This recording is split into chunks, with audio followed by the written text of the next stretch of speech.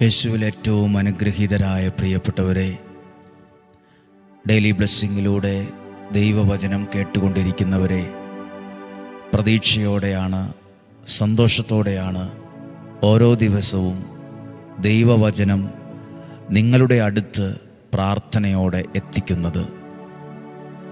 ഓരോ വചനങ്ങളും നിങ്ങളുടെ ജീവിതത്തിൽ ഓരോ ചലനങ്ങളെ സൃഷ്ടിക്കും, ഓരോ അനുഗ്രഹങ്ങളെ കൊണ്ടുവരും. മനസ്സിനകത്ത് ധൈര്യം നൽകുന്നത് ദൈവവചനമാണ്, ദൈവത്തിൻ്റെ വചനമാണ്, പരിശുദ്ധാത്മാവിൻ്റെ പ്രവർത്തനമാണ്. ഇന്ന് ഈ വചനം കേൾക്കാൻ ഒരുങ്ങുമ്പോൾ മനസ്സിനകത്ത് നിരാശയുള്ള, വിഷമമുള്ള, സങ്കടമുള്ള സാഹചര്യങ്ങൾ കാണും. ഒട്ടും നിരാശയോ വിഷമോ ഒന്നും വേണ്ട, മനസ്സിടിഞ്ഞു പോകണ്ട. ദൈവം നിങ്ങളെ ഒരിക്കലും ഉപേക്ഷിക്കത്തില്ല, ദൈവം നിങ്ങളെ തള്ളിക്കളയത്തില്ല. പലരുടെയും പ്രതീക്ഷകൾ നഷ്ടപ്പെട്ടിട്ടുണ്ട്, പലരുടെയും പ്രതീക്ഷകൾ നഷ്ടപ്പെട്ട് നിരാശയുണ്ട്, മനസ്സിടിഞ്ഞു പോയിട്ടുണ്ട് പലരുടെയും. വിഷമിക്കൊന്നും വേണ്ട. നിങ്ങൾക്ക് കിട്ടുന്ന പ്രാർത്ഥന, നിങ്ങൾ കേൾക്കുന്ന ഈ വചനം നിങ്ങൾ ഉയർത്തെഴുന്നേൽക്കാൻ, നല്ലൊരു ജീവിതത്തിലേക്ക് വരാൻ ദൈവത്തിൻ്റെ കരം നിങ്ങളെ ചേർത്ത് പിടിക്കും. ഒരു സ്ഥലത്തും തകർന്നു പോകില്ല, ഒരു സ്ഥലത്തും പരാജയപ്പെടുകയില്ല. വിശ്വസിച്ച് പ്രാർത്ഥിക്കാം. നിങ്ങൾ പ്രാർത്ഥിക്കുന്ന ഇന്നത്തെ ഏറ്റവും പ്രാധാന്യത്തോടെ നിങ്ങൾ ഉള്ളുരുകി പ്രാർത്ഥിക്കുന്ന ഒരു കാര്യം കാണും. ആ വിഷയത്തെ ദൈവം കാണുന്നുണ്ട്. ഉള്ളുരുകി പ്രാർത്ഥിച്ചു, ദൈവം എന്തു ചെയ്യും, എന്നാ ചെയ്യും, എങ്ങനെ അത് കൈകാര്യം ചെയ്യും, ആ വിഷയമുണ്ടല്ലോ, ആ ഒരു പ്രതിസന്ധിയുള്ളൊരു കാര്യമുണ്ടല്ലോ മുമ്പിൽ കാണുന്ന, അത് മഞ്ഞുപോലെ ഉരുകും. അവിടെ ദൈവപ്രവൃത്തി സംഭവിക്കും. ആ കാര്യത്തിന് വേണ്ടി ഞങ്ങൾ പ്രാർത്ഥിക്കുന്നു. ഇന്ന് പ്രതീക്ഷയോടെ പ്രാർത്ഥിക്കാം. ഈ വചനത്തെ കേൾക്കാം. 1 രാജാക്കന്മാരുടെ പുസ്തകം 18-ാം അധ്യായം 30-ാമത്തെ വാക്യം. ഏലിയ പ്രാർത്ഥിക്കുന്നൊരു പ്രാർത്ഥനയുണ്ട്. ഏലിയ പ്രാർത്ഥിക്കുന്ന ഒരു പ്രാർത്ഥന. 30-ാമത്തെ വാക്യം. അപ്പോൾ ഏലിയ ജനത്തോട് പറഞ്ഞു, അടുത്തു വരുവിൻ. ഏലിയ ജനങ്ങളോട് പറഞ്ഞു, അവിടെ ഇവിടെയൊക്കെ ചെതറി നിൽക്കാതെ അടുത്തോട്ട് വാ. പ്രാർത്ഥിക്കുമ്പോൾ അടുത്തോട്ട് വരണം. ഈ ദൈവവചനം ഡെയിലി ബ്ലെസ്സിങ്ങിലൂടെ കേൾക്കുന്ന വചനങ്ങൾ അനേകർ വിവിധ രാജ്യങ്ങളിലിരുന്ന് അടുത്തു വന്ന് കേൾക്കാൻ ഇടയാകട്ടെ. അടുത്തോട്ട് വരാൻ പറഞ്ഞു. എല്ലാവരും ചെന്നു. അത് കേൾക്കാൻ പ്രാർത്ഥനയുടെ സമയത്ത് നോക്കാം, ആരും മാറിപ്പോയില്ല. എനിക്ക് താല്പര്യമില്ല, എനിക്ക് വിശ്വാസമില്ല, പിന്നെ അയാൾ വിളിച്ച ഉടനെ ഞാനെന്തിന് ചെല്ലണം, ഒന്നും പറഞ്ഞില്ല. എല്ലാവരും ചെന്നു. കർത്താവിൻ്റെ തകർന്നു കിടന്നിരുന്ന ബലിപീഠം അവൻ കേടുപോക്കി. അപ്പോൾ അവിടെ ഒരു ബലിപീഠം ഉണ്ടായിരുന്നു, പക്ഷേ തകർന്നു കിടന്നു. എന്താ നിങ്ങളുടെ ജീവിതത്തിൽ തകർന്നു കിടക്കുന്നത്? ചിലരുടെ ആത്മീയ ജീവിതം തകർന്നാണ് കിടക്കുന്നത്. ചിലരുടെ ദൈവത്തോടുള്ള ബന്ധം, പ്രാർത്ഥനാ ജീവിതം, ആത്മീയ ജീവിതം തകർന്ന് തരിപ്പണമായി. ചിലരുടെ സാമ്പത്തികം തകർന്നാണ് കിടക്കുന്നത്. ചിലരുടെ ഭാവി തകർന്നാണ് കിടക്കുന്നത്. ചിലരുടെ ബന്ധങ്ങൾ തകർന്നാണ് കിടക്കുന്നത്. ബന്ധങ്ങൾ, കൂട്ടുകെട്ടുകൾ, സൗഹൃദങ്ങൾ, ഇഷ്ടങ്ങൾ, പ്രതീക്ഷയോടെ കൊണ്ടു നടന്നത്, മനസ്സിൽ സൂക്ഷിച്ചത് എല്ലാം തകർന്നു കിടക്കുന്നു. തകർന്നു കിടന്നിരുന്ന ബലിപീഠം അവൻ കേടുപോക്കി നന്നാക്കി. അപ്പോൾ ഏതു തകർന്നതിനെയും നന്നാക്കാൻ പറ്റും. ഏതു തകർന്നതിനെയും നന്നാക്കാൻ പറ്റും. തകർന്ന് എപ്പോഴാണ് നന്നായേ? ഇത് ഏലിയായ്ക്ക് തന്നെ അങ്ങ് ചെയ്താൽ പോരായിരുന്നോ?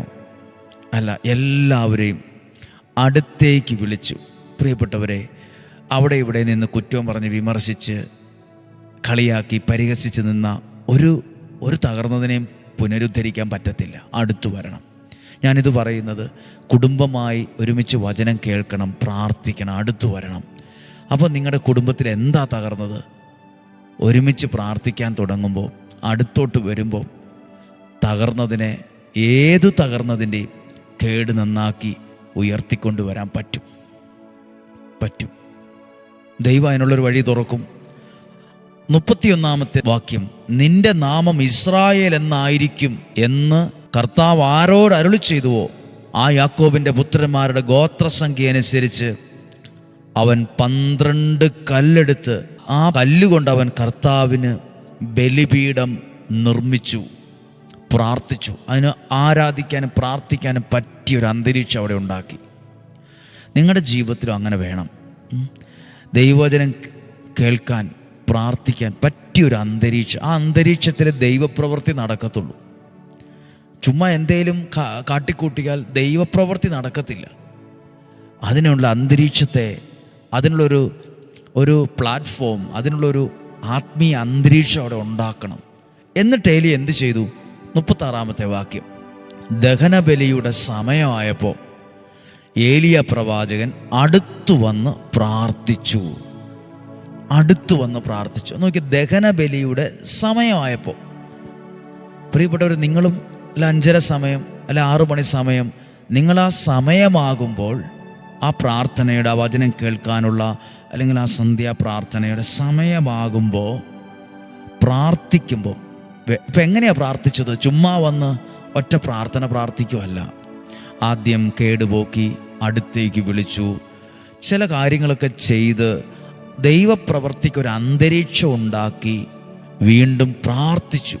ഇങ്ങനെ പ്രാർത്ഥിച്ച പ്രാർത്ഥനയാണ് 38-ാമത്തെ വാക്യം, ഉടനെ കർത്താവിൽ നിന്ന് അഗ്നി ഇറങ്ങി ബലിവസ്തുവും വിറകും കല്ലും മണ്ണും ദഹിപ്പിക്കുകയും ചാലിലെ വെള്ളം പറ്റിക്കുകയും ചെയ്തു.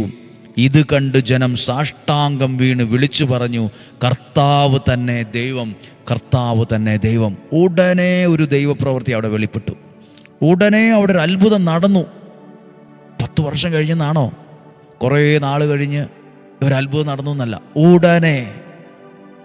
എങ്ങനെ പ്രാർത്ഥിച്ച ഉടനെ? എന്തേലും പ്രാർത്ഥിച്ച ഉടനെയല്ല, എങ്ങനെയേലും പ്രാർത്ഥിച്ച ഉടനെയല്ല, പ്രാർത്ഥിക്കാൻ വേണ്ടി പ്രാർത്ഥിച്ച ഉടനെയല്ല, ആരെയും കാണിക്കാൻ വേണ്ടി പ്രാർത്ഥിച്ചതല്ല. അതൊരു പ്രാർത്ഥന തന്നെയാണ്. അത് ഒത്തിരി കണ്ടുപഠിക്കാനുണ്ട്. ഏലിയ എല്ലാവരും അടുത്തേക്ക് വിളിച്ചു, ഒരുമിച്ച് നിൽക്കാൻ പറഞ്ഞു. എല്ലാവരും ചെന്നു. ആ ബലിപീഠം നന്നാക്കി അതിൻ്റെ തകർന്നു കിടന്ന കാര്യങ്ങളൊക്കെ ക്രമീകരിച്ചു. എന്നിട്ട് അടുത്തു വന്ന് പ്രാർത്ഥിച്ചു. അങ്ങനെ ഒരു മനസ്സോടെ അവിടെ ഒരു ദൈവാരാധന ഉയർന്നപ്പം, ഒരു പ്രാർത്ഥന ഉയർന്നപ്പം ഉടനെ ദൈവപ്രവൃത്തി അവിടെ വെളിപ്പെട്ടു. പ്രിയപ്പെട്ടവർ, എന്തിനാണ് ഇത് പ്രസംഗിച്ചത്? നിങ്ങളും വചനം കേൾക്കുമ്പോൾ അവിടെ ഇവിടെയൊന്നും അവിടെ ഒരാൾ അവിടെ ഇരുന്നു, ഒരാൾ ഇവിടെ ഇരുന്നു അല്ല, ഒരുമിച്ചിരുന്ന് പ്രാർത്ഥിക്കേണ്ട പോലെ പ്രാർത്ഥിച്ചാൽ ഉടനെ അത്ഭുതങ്ങൾ സംഭവിക്കും. ഉടനെ. അവിടെ ആ ഒരു വാക്കുണ്ട് വേദപുസ്തകത്തിൽ, ദൈവത്തിൻ്റെ വചനത്തിൽ, ബൈബിളിൽ, ഉടനെ, വേഗത്തിൽ അത്ഭുതങ്ങളെ സംഭവിച്ചു. ഇതുപോലെ നിങ്ങളുടെ ജീവിതത്തിലും എൻ്റെ ജീവിതത്തിലും സംഭവിക്കും. നമ്മുടെ മുമ്പിൽ പ്രയാസങ്ങളുണ്ട്, പ്രതിസന്ധികളുണ്ട്, വെല്ലുവിളികളുണ്ട്, ശരിയാണ്. പക്ഷെ നമ്മൾ മനസ്സറിഞ്ഞ് ദൈവത്തെ വിളിക്കേണ്ടതുപോലെ വിളിച്ചാൽ, പ്രാർത്ഥിക്കേണ്ട പോലെ പ്രാർത്ഥിച്ചാൽ ഉടനെ അത്ഭുതങ്ങൾ സംഭവിക്കും, ദൈവപ്രവർത്തികൾ സംഭവിക്കും. നമുക്കിന്ന് പ്രാർത്ഥിക്കാനുള്ള എല്ലാ വിഷയങ്ങളെ ഓർത്തേ, ഞങ്ങളോർത്ത് പ്രാർത്ഥിക്കട്ടെ. ഈ ആലയത്തിൽ ഇന്നുവരെ വന്ന് പ്രാർത്ഥിച്ചവരെ, നിയോഗം എഴുതിയിട്ടവരെ, കൽക്കുരിശിൽ എണ്ണ ഒഴിച്ച് പ്രാർത്ഥിച്ചവർ, നിയോഗത്തിരി കത്തിച്ച് പ്രാർത്ഥിക്കുന്നവർ, നിയോഗ കൊന്ത ചൊല്ലി പ്രാർത്ഥിക്കുന്നവർ, വചനം എഴുതി വയ്ക്കുന്നവർ, അത് ആയിരക്കണക്കിന് കുടുംബങ്ങളിലേക്ക്, മനുഷ്യരിലേക്ക് ആ വചനത്തെ എത്തിക്കുന്നവർ, എല്ലാവരെയും ഓർത്ത് പ്രാർത്ഥിക്കുന്നു. ഉടനെ അത്ഭുതങ്ങൾ സംഭവിക്കണമേ, ഉടനെ ഒരു ദൈവപ്രവൃത്തി സംഭവിക്കണമേ. ഞങ്ങൾ വിശ്വസിക്കുന്നു, ഞങ്ങൾ പ്രാർത്ഥിക്കുന്നു, ദൈവപ്രവൃത്തികൾ സംഭവിക്കുമെന്ന് വിശ്വസിക്കുന്നു.